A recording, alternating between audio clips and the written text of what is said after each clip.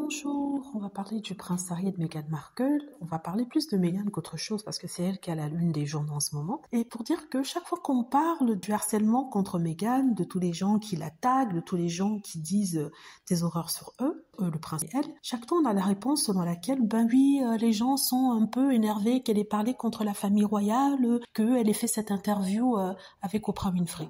Non, c'est comme si ils pensaient que tout ce qui arrive à Meghan Markle, les attaques, les insultes, les agressions verbales, n'ont commencé qu'à partir du moment où elle a fait cette interview avec Oprah Winfrey. Bon, je rappelle déjà qu'avec Oprah Winfrey, elle ne faisait que rectifier les rumeurs qui avaient été dites sur elle. Après des tas d'articles de médias anglais, des tabloïds, des horreurs qui ont été dites sur elle, elle rétablissait finalement la vérité.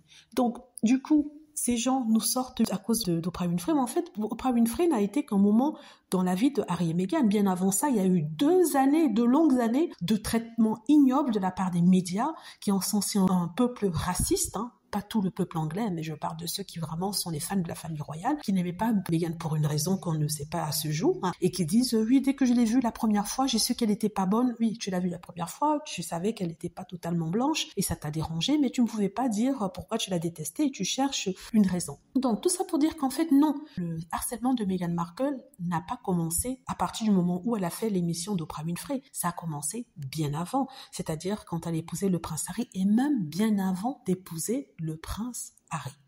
Donc, d'épouser le prince Harry. Donc, quand on a appris que Meghan Markle sortait avec le prince Harry, on avait déjà des titres assez racialisés sur son ethnicité, sa race. On disait qu'elle venait de Compton. Compton est une ville où la plupart des gangsters viennent. Donc, du coup, pour dire que non, ça n'a pas commencé après l'interview de Oprah Winfrey. Ça a commencé bien avant. Quand on a appris qu'elle sortait avec le prince Harry, une fois qu'elle épousait le prince Harry, on la traitait de tous les noms, de ceci, de cela. Elle n'avait pas un seul moment de répit pour elle. Donc c'est pour ça qu'elle a décidé de s'éloigner de la toxicité de cet environnement-là pour rejoindre les pays où elle serait mieux accueillie. Au début, c'était le Canada pour ensuite, à cause du Covid, se rendre aux États-Unis. Je rappelle que Meghan Markle est américaine pour ceux qui croient qu'elle est autre chose que ça. Quoi exactement, je sais pas, parce qu'apparemment certains sont convaincus qu'elle aurait dû rester en Angleterre, dans leur pays. Ce n'est pas le pays de Meghan. Donc je reviens sur ce qui a été dit pour dire qu'il y a une telle hypocrisie aujourd'hui et une volonté de refaire le passé, dans le sens où ils veulent faire oublier que Meghan Markle a été harcelée avant l'interview d'Oprah.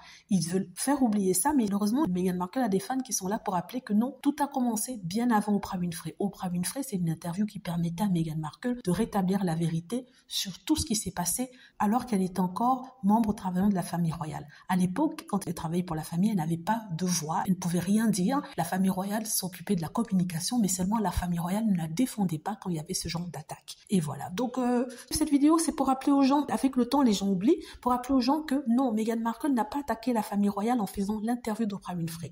Meghan Markle rétablissait la vérité par rapport à certaines rumeurs qui avaient été véhiculées par les médias sous commande de la famille royale qui donnait de fausses informations. Preuve étant que depuis que Harry et Meghan ne travaillent plus pour la famille royale, vous voyez qu'il n'y a plus de fuite du palais. Vous voyez ce que je veux dire? Pourtant, quand ils étaient encore en Angleterre, tous les jours que Dieu faisait, on avait quelque chose qui sortait sur Harry et Meghan. J'ai d'ailleurs fait plusieurs vidéos dans lesquelles je vous disais que la plupart des choses qui avaient été rapportées étaient complètement fausses. Voilà, je voulais dire ça. Dites-moi ce que vous en pensez. J'espère que vous avez aimé la vidéo. N'hésitez pas à cliquer sur like si c'est le cas, à vous abonner pour plus de vidéos et à cliquer sur la petite cloche afin de être averti lorsque je poste une nouvelle vidéo. Merci.